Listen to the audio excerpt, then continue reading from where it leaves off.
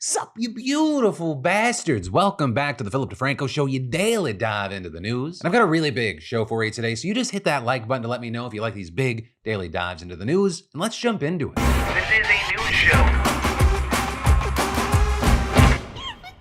Here's a fun fact and some news for you. The pandemic may have literally made you older. Because while that period of time is something that my brain has just kind of put in a box, and at times I can't even remember that period, it's been well established that 2020 hit young people's mental health hard, increasing anxiety, depression, eating disorders, behavioral problems, suicidal thoughts, and more. But now we've got this new study revealing how it actually transformed the physical structure of their brains in concerning ways. Because it turns out you had these scientists at the University of Washington that happened to be a couple years deep into their research when the pandemic hit. And with that, they were using MRIs to observe the brain development of 160 teens in the Seattle area. And so they decided, fuck it, let's refocus the study. Let's look at the impact the lockdowns are having on brain structure. And they did this by measuring changes in the thickness of the cerebral cortex, right? That outer layer of the tissue that makes you being responsible for higher order reasoning and decision making. And they did this because it naturally thins as we age, and chronic stress can speed up that process. Between 2018 and 2021, the researchers found much more than thinning in these teens than they expected, with the brains of the boys prematurely aging 1.4 years, and the brains of the girls prematurely aging a whole 4.2 years. But these boys and these girls, they didn't just have different amounts of thinning, they had it in different places as well. Where for the boys, only two regions were affected, both in the occipital lobe, which is linked to distance, depth perception, face recognition, and memory. But for the girls, the thinning affected 30 regions across both hemispheres in all lobes. And as far as why we saw those differences, the study's authors guessed that teen girls tend to rely on their personal relationships and social interaction for emotional support and self-identity more than boys do. So I have to add, right, this study doesn't definitively prove that the lockdowns cause these changes. But either way, right, this is extremely scary because your cerebral cortex, it doesn't ever grow back, it only gets thinner. And so we may see things further down the line, like maybe the COVID generation will be at a higher risk for things like Alzheimer's and Parkinson's when they're older. Though again, right now, we don't know, which is really why we need to continue researching this more and making sure that we're looking after each other. And then, shut the fuck up. One, those are 4 words that I try to just lock in my head and keep from escaping my mouth. And 2, while Chappell Roan's performance and her winning Best New Artist were some of the biggest moments during last night's VMAs, it was this showdown between her and a paparazzo on the red carpet that was easily one of the most talked about moments from the night that included those words.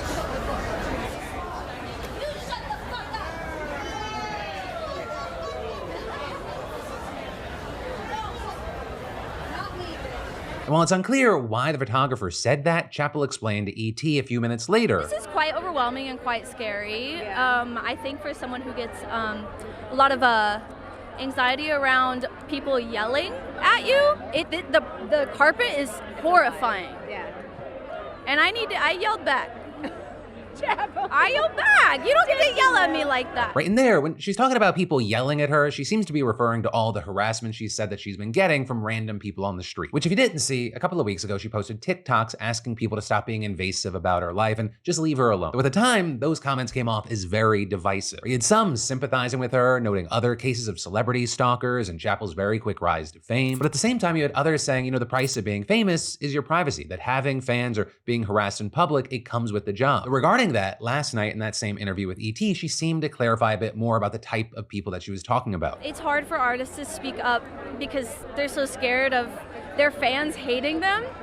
But we're not actually talking about fans. We're talking about like people who are harassing, and like if you happen to be a fan, then we're talking to you. But like, it's easier for me to stand up for myself. And actually, in a recent interview with Rolling Stone, we learned what drove her to make those TikToks, and some of the stories that she shared are fucking insane. Like, for example, she said she was harassed by fans who got a hold of her flight information back in July, with one man berating her for not signing an autograph, and it got to the point that airport police had to show up. And then, that same man was with a group of paparazzi when she landed in LA. Chappell also talked about her stalker, saying someone that she met in Missouri showed up at her parents' house, and later, her hotel room in New York, which then forced Chappell to hire security. Also, in August, she was celebrating a friend's birthday at a bar when someone just grabbed her and kissed her without her permission. And actually, that same night, she learned that her dad's phone number had been leaked online and someone called it. With Chappell saying, nothing about my life is like me anymore. I feel like I just let myself down so much because I'm not how I used to be. Right? And going on to say she has to be very intentional with how she interacts with fans in public, not responding to her real name, refusing most pictures. And at one point, she said, they need to see me as a random bitch on the street. You can't yell at a random bitch who's on the sidewalk that you don't know. It's considered catcalling or harassment. But echoed one of her major points in those TikToks she posted. But also, through Rolling Stone, we learned that a lot of big stars apparently reached out to Chappell to see if she was okay and offer advice. With this reportedly including Charlie XCX, Billie Eilish, Hayley Williams, Lorde, Lady Gaga, and Phoebe Bridgers. She also said she met up with Sabrina Carpenter, whose music career also took off this summer, and they unpacked their experiences together. With Chappell also sharing an email she received from Mitski, which read, "I just wanted to humbly welcome you to the shittiest exclusive club in the world, the club where strangers think you belong to them and they find and harass your family members." And with all this, Chappell went on to say that she's considered a lot of options just to be able to go out in public without being harassed, saying, "I don't want to be agoraphobic. That's how most of my peers feel. Every fucking artist is on this page. Everyone is uncomfortable with fans. Some people just have more patience. I fucking don't." But, with all of that said, I gotta ask, what are your thoughts? And also let me know if you're a Chappell Roan fan or not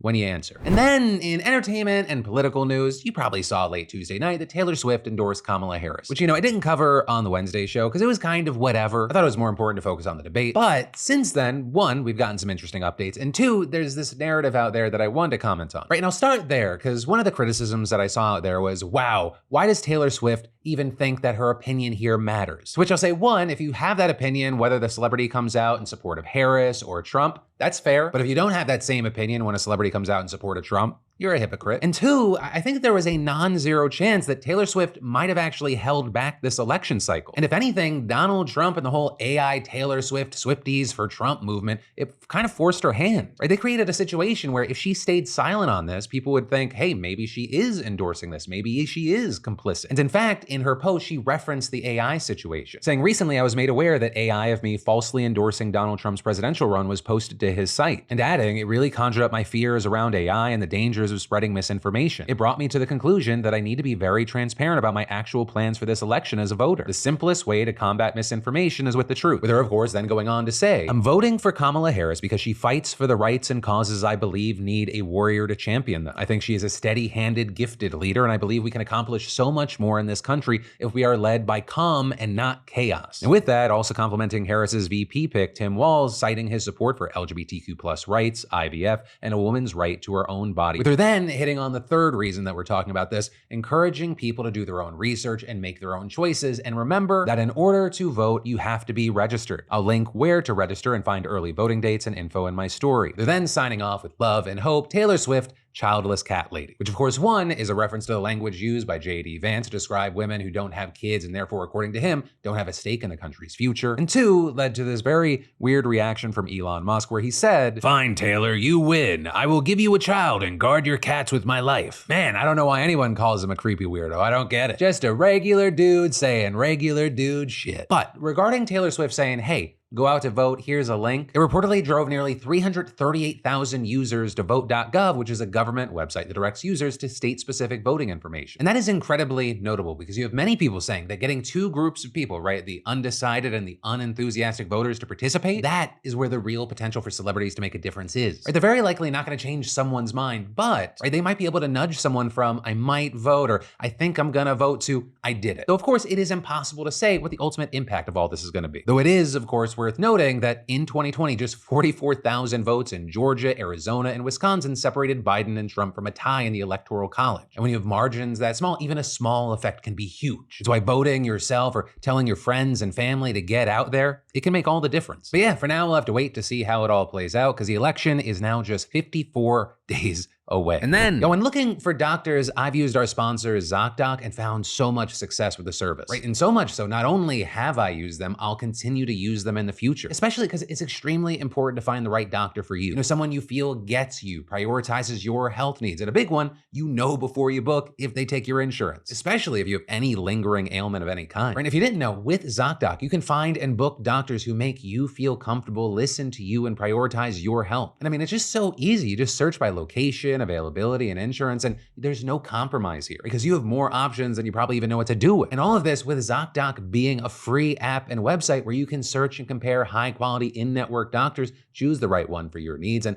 click to instantly book an appointment. We're talking about in-network appointments with more than 100,000 healthcare providers across every specialty, from mental health to dental health, eye care to skin care, and much more. Plus, ZocDoc appointments happen fast, typically within just 24 to 72 hours of booking. I mean, you can even score same-day appointments. So go to ZocDoc.com/Phil and download the ZocDoc app for free. Then just find and book a top-rated doctor today. That's ZocDoc.com/Phil. ZocDoc.com/Phil. But then we gotta talk about the fact that there might be a huge problem with mail-in voting in this country. And no, I haven't gone all 2020 COVID-era Trump on you, right? I'm not talking about a baseless conspiracy theory that mail-in voting leads to fraud. Instead, the problem that I'm talking about is, those perfectly legitimate mail-in ballots, they may not get there on time. Because that's the warning we're now getting from state and local election officials from all across the country. And in fact, it's a hell of a lot more than that, and I'll explain. Right, this is all coming from a letter from two groups, the National Association of Secretaries of State and the National Association of State Election Directors. And it's a letter that's been sent to Louis DeJoy, right, which is a name you probably haven't heard in a while. He's the Postmaster General, the head of the United States Postal Service. He's also, as you might remember, actually the same guy that made changes to the Postal Service back in 2020 that had people worried that he was trying to rig the election in Trump's favor. And notably, 2 weeks ago, DeJoy said in an interview that the Postal Service was ready to handle all the mail-in ballots expected this year. But now, according to this letter, that's just not true. Right? You have these election officials claiming that over the course of the last year, they've raised serious questions about USPS's ability to deliver election mail in a timely and accurate manner. But they say, despite repeated efforts to work together, they have not seen improvement or concerted efforts to remediate their concerns. And as one example, the letter claimed many Postal Service employees are poorly trained when it comes to handling election-related mail, with the letter saying, the frequency and widespread distribution of training-related issues make it clear these are not one-off mistakes or a problem with specific facilities, saying instead it demonstrates a pervasive lack of understanding and enforcement of USPS policies among its employees. And then a huge thing is that they said that over the past year in nearly every state, local election officials are receiving timely postmarked ballots well after Election Day. And finally, they also noted that properly addressed election mail was sometimes being returned to them as undeliverable. And that's big because it could lead to a voter being moved to an inactive voter registration list, which they say raises at least two big issues, right? One, the potential disenfranchisement of voters whose ballots are not delivered to them or to their election office. And two, the possibility of putting eligible voters on the path to having their voter registration record canceled. Also, while we're talking about this, I should say that these aren't the only people talking about this issue, right? Scott Schwab, Kansas Secretary of State, for example, also sent a letter to DeJoy this week, with him noting nearly 1,000 ballots from a state's August primary election couldn't be counted because they arrived too late or without postmarks, and adding, in fact, that more are still coming in. And then also something called the Save the Post Office Coalition, a coalition of over 300 groups, including the ACLU, NAACP, and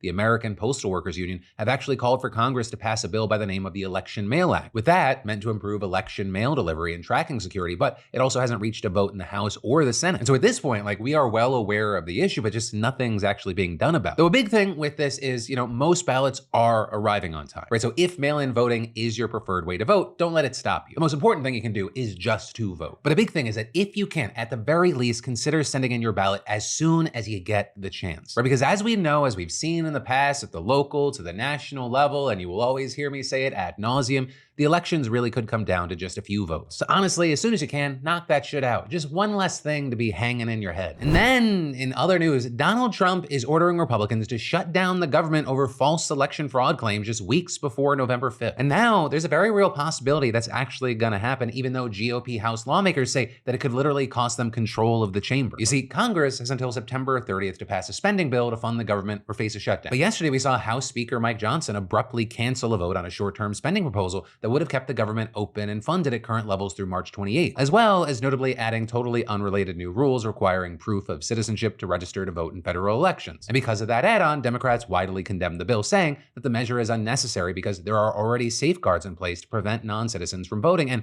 this will make it more difficult for eligible voters to exercise their democratic rights, right? And arguing that this is just a political ploy based on the baseless claims of Trump and his allies that Democrats are trying to steal the election by allowing non-citizens to vote illegally. The White House and leaders in the Democrat-controlled Senate vowing to reject the legislation. But also, Johnson's decision to cancel the vote at the last minute, it shows that he didn't even have enough support within his own party to pass his own bill. Or with us seeing more moderate Republicans arguing that Johnson was just wasting time by trying to pass a plan that he knew would never be signed into law. And with just 3 weeks to pass a funding bill, there's very little time to waste. And in addition to that, some have actually accused him of trying to cater to the right-wing faction of the party, which wanted the citizenship requirement. And this, despite the fact that previous efforts from both Johnson and former Speaker Kevin McCarthy to add immigration and border security policies to spending spending bills have failed. And all this as defense hawks have also opposed the plan because it kept defense spending flat. And then also, in general, many conservatives hate short-term funding bills because they extend current funding levels rather than cutting them. So now Johnson has to go back to the drawing board, and it's unclear what his next move is going to be, because he's stuck in this weird bad place where he's failing to get enough votes for this first bill, and he now likely lost any possible leverage that he could get in negotiations with Democrats who have made it clear that they want to pass a clean bill. And so with the clock ticking, there's a lot of pressure for him to just pass a bill that he knows Democrats will support in both chambers,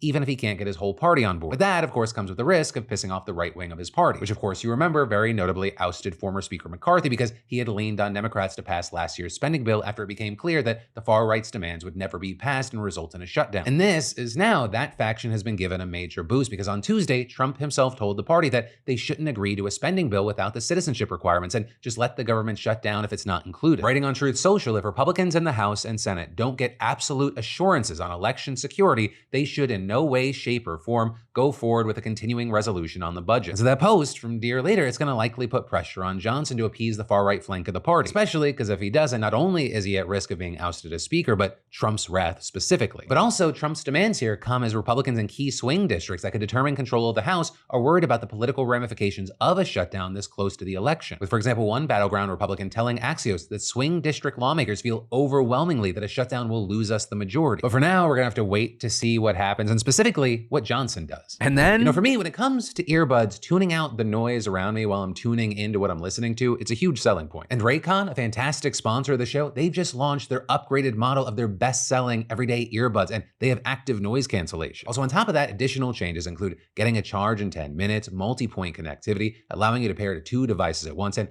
no worries when I'm working out when wearing my Raycons. They're sweat resistant and weatherproof. Plus, Raycons are still affordable, starting at half the price with the same audio quality that you'd expect from other premium audio brands. And I mean, these are really comfortable. No more earaches or earbuds falling out, and I'm loving that they can connect to 2 devices at once. I'm also digging these cool protective case covers. I mean, the designs complement the earbuds color perfectly. They look great and support wireless charging, so I don't even have to take the protective cover off to get 90 minutes of battery and just 10 minutes of charging. I mean, seriously, if you've been wanting to check out Raycons, there's truly never been a better time. Their upgraded model is gonna blow you away. So just go to buyraycon.com/DeFranco and get 15% off your Raycon purchase plus free shipping. And remember, they offer a 30-day free return policy. And then let's do a little bit of a deep dive into the war between Ukraine and Russia. But this time, we're not talking about anything actually happening in Ukraine or Russia. Instead, we gotta talk about the way this war is playing out across the African continent. Right? Because while Ukraine's been trying to defend its own territory, it's also been fighting for diplomatic support everywhere from Ghana to Rwanda. And in places like Sudan and Mali, it's been literally bringing the fight to Russian mercenaries. But with that, a decade of deal-making, covert operations, and propaganda has given Russia an upper hand over even the US in many African countries. So while Ukraine has defied expectations before, you got people asking, can they also do it here? And then even if it can on a continent unendingly getting screwed over by foreign interest, should it? And so to get into all that, let's start by going back to when Putin launched his full-scale invasion of Ukraine in 2022, where within a week, the UN General Assembly approved a resolution condemning the invasion and demanding the withdrawal of Russian troops. And while that resolution seemingly passed with overwhelming support, that's not the whole story. Right? Because when it came to Africa, only 28 of 54 countries voted in favor, with 17 abstaining, 8 not even in the room, and 1 actually voting against the resolution. And so for Ukraine, it was reportedly a wake-up call. Right? They didn't have the whole world on their side, and so you had people like Alexander Kara, for example, a Ukrainian foreign policy expert, saying, "We thought the invasion of a sovereign territory and the Russian army's grave violations of international law would automatically put countries on our side," but adding, "We underestimated how strong Russian influence was on the African continent." And to that point, at the time of the invasion, Ukraine barely had any diplomatic infrastructure in Africa. I mean, it had just 10 embassies on the continent, whereas Russia, on the other hand, had 43. And in fact, in Ukraine's more than 3 decades of diplomatic history since it achieved independence in 1991, there wasn't a single visit from a Ukrainian president or foreign minister to the continent. So with that, by the end of 2022, Ukraine announced plans to open 10 new embassies in Africa. And as I'm recording this, it's already opened at least 7 of them. Plus, Ukraine's previous foreign minister visited more than a dozen African nations over the past couple years. In fact, in August, he just wrapped up his 4th African tour since the war began. And then, on top of all that, that, Ukraine's been providing humanitarian assistance through its Grain from Ukraine program. Right? I mean, before the war, Ukraine was Africa's second biggest supplier of maize and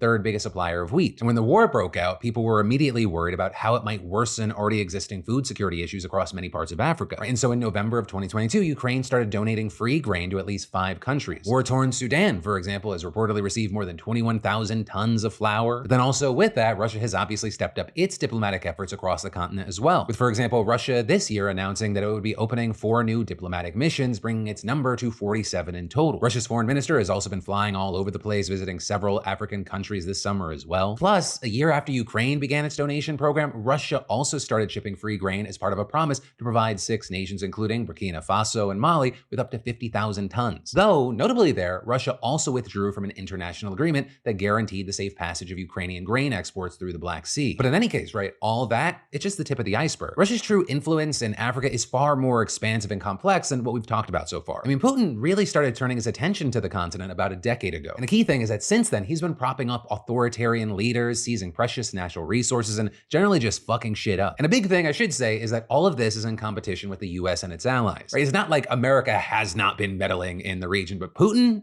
he's a special case. Right? He pursued his ambitions in Africa largely with the help of a private military company and criminal organization known as the Wagner Group. Though of course, he's never revealed how closely Russia was controlling the group's activities around the world. With this being meant to give him some sort of plausible deniability when it came to the repeated accusations of human rights abuses made against the group. But in any case, wherever Wagner went and whoever they heard along the way, a big thing is that the group took control of natural resources to both cover its own costs and bring in money for Putin's government. And business has been booming. In fact, Russia has reportedly taken $2.5 billion worth of gold from Africa in the past 2 years, which is believed to have helped fund its war in Ukraine. And then, besides that, Wagner helped build a giant propaganda machine to stir up anti-American and anti-European sentiment in the countries where it operated. Right? They built troll farms, they paid influencers to spread lies on social media, and then Russia's state-owned media channel expanded its network. And with all that, a common theme was attacking the US and the West as neo-colonial powers back for more, while of course marketing itself as anti-colonial. Right? Because a big thing is that Russia was among the few world powers that didn't have colonies in Africa. And in fact, many African countries enjoyed Soviet support when they were fighting for independence in the 20th century. Although with that, some point out the irony that Russia's current efforts to, quote, isolate these regimes, capture their elites, and to extract their natural resources is quite colonial. But either way, Russia's approach has been pretty successful. Burkina Faso, Mali, Niger, they have turned their backs on the US and European allies in favor of Russia since their juntas came to power in coups after the past few years. In fact, the Russian military personnel who arrived in Niger in April,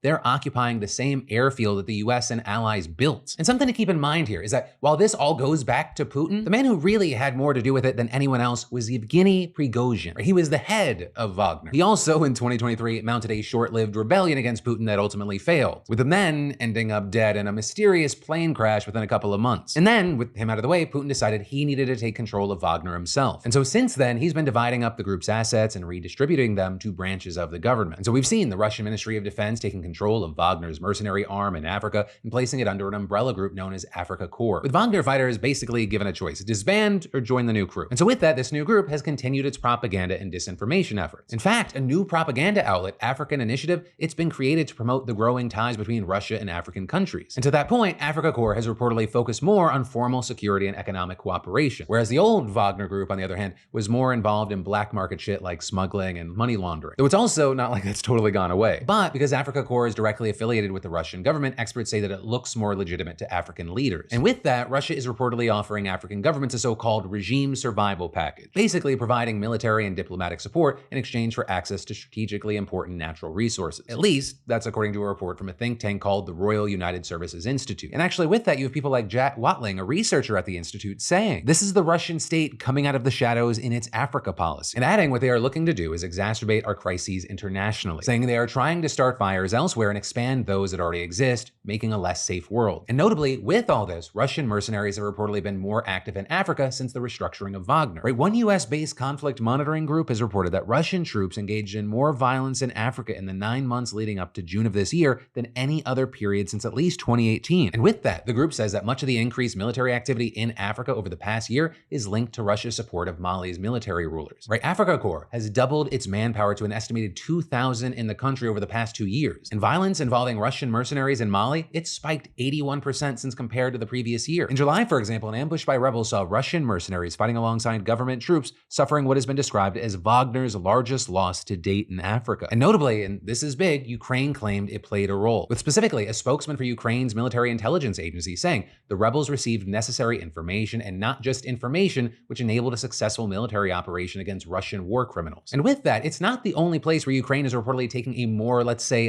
direct approach to combating Russian influence in Africa, with Ukrainian special forces reportedly operating in Sudan in support of the country's army against Russian Wagner mercenaries aligned with the RSF. The country also reportedly has troops in Somalia to counter potential Russian activities there, though Ukraine hasn't openly admitted its involvement in these cases. But the head of the Ukrainian military intelligence service, when asked by the Washington Post about rumors that Ukrainian operatives were fighting in Africa, responded by saying, "We conduct such operations aimed at reducing Russian military potential anywhere where it's possible. Why should Africa be an exception?" And then, this year, an official with Ukrainian military intelligence told Politico, "Ukrainian intelligence has to be present wherever there is a need to destroy the enemy, which is waging a full-scale war against Ukraine. We are present wherever it is possible to weaken the interests of Russia." But with all that said, there are very real questions about how much they can actually do to hurt Russia in Africa. And then also more than that, there are concerns that it could undermine all those efforts to build goodwill with African countries. Like that rebel group in Mali, for example, they reportedly attacked Russian forces with the help of an Al-Qaeda affiliated extremist group, right? Not the best look. And notably, it led Mali to cut ties with Ukraine, with Niger quickly following suit. And then they, along with Burkina Faso, wrote to the UN Security Council to denounce Ukraine's involvement in the region. And while those countries are pretty solidly pro-Russian, they're not the only ones upset. Right? The Economic Community of Western African States, for example, which no longer counts Niger, Mali, or Burkina Faso as members, they still released a statement condemning foreign interference in the region. And then, talking about Sudan, that's arguably one of the most dire humanitarian situations in the world today, and many say that it's been exacerbated by foreign powers getting involved. And although that mostly has to do with Iran and the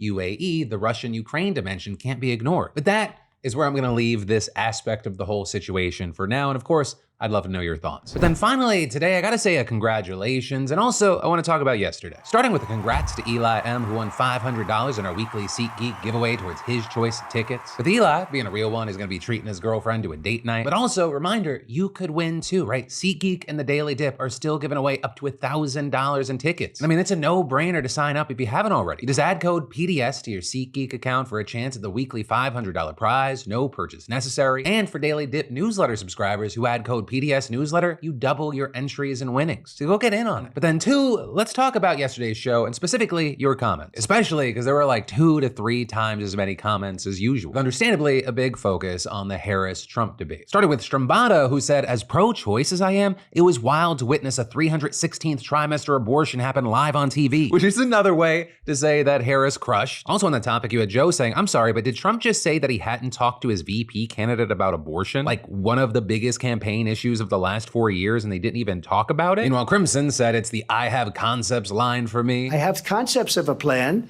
I'm not president right now. With Jake Stroll replying, "Dude has been running against Obamacare for 10 whole years and he's still at the concept phase." Also, Biddy Clan saying, "I love how Kamala basically had a 'what the fuck is he going on about' face for half of the debate." Also regarding the part where Trump was like, "They're eating cats and dogs." Nat said Trump saw Alf on TV and immediately thought it was a documentary about illegal alien eating cats. With 3V adding, "They're eating pets" has the same energy as Alex Jones saying, "They're putting chemicals in the water to turn the freaking frogs gay." Then regarding Trump trying to take a shot at Harris and Biden over the student loan forgiveness failure, you Drift saying, "Yeah, student loan forgiveness didn't happen because the Republican Supreme Court didn't let it happen." And in general, the vast majority of comments kind of were just commenting on it, just seeming like there were lies and lunacy on display from Trump. Right? Noting when Trump said, "I said that," the genuine shock and terror in his voice, realizing he slipped up. And Strenku saying, "I used to think that Democrats saying Trump cognitive decline stuff was just a reaction to Republicans saying it about Biden, but yikes, he sounds like he has no idea what's happening in reality." Also, there was some talk about conspiracy theories being spread by those on the right. Right? Haley writing, "My family thinks Kamala had an earpiece in her earring and that she was briefed on the questions beforehand. This is why I'm left-leaning in a right-wing family." Which, just to say here, though, there's never a world where you can debunk things faster than lies can be created. There's literally no evidence that Kamala was given the questions beforehand, and that earring thing has been debunked. They're literally Tiffany's earrings. But ultimately, that is where this segment, and actually today's show, is gonna end. And I'll leave you, like I usually do, saying, my name's Philip DeFranco. You've just been filled in. I love yo faces, and I'll see you right back here on Monday.